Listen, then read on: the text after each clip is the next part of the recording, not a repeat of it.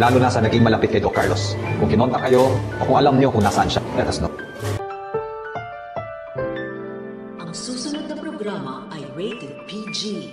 Ito ay nangangailangan ng patnubay at gabay ng magulang para sa mga batang manonood.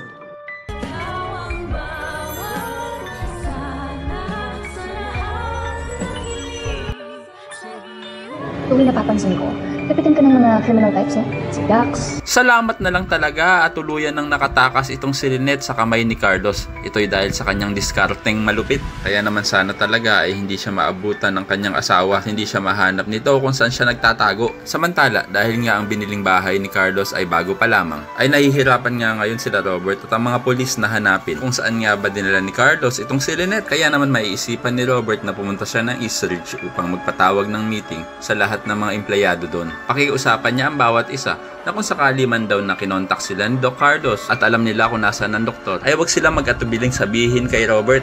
Makikita naman si Zoe na nasa crowd din na parang napapaisip na dahil matatandaang siya lang naman ang kinontak ni Carlos at nakakaalam kung saan ito nagtatago. Sa kabilang banda, in denial pa rin itong si Harry at hindi niya matanggap ang ginawa ng kanyang ama. Kaya naman nang malaman niya nagpapamiting itong si Robert sa buong East Ridge, ay magagalit siya at agad niyang i-interrupt ang meeting di Avance na ito. Tatawagin niyang mga hipokrito ang mga tao doon at may special mention pa nga itong si Annalyn sa kanya dahil hindi siya makapaniwalang ito ang nagpapakalat ng chismis laban sa kanyang amang si Doc Carlos. Ay naku naman Harry, gumising ka na nga at huwag kang magbububuhan dyan. Tanggapin mo na kasi na kriminal ang iyong ama at tigilan mo na rin ang pagsusuot ng t-shirt na stripe para kang referee sa basketball.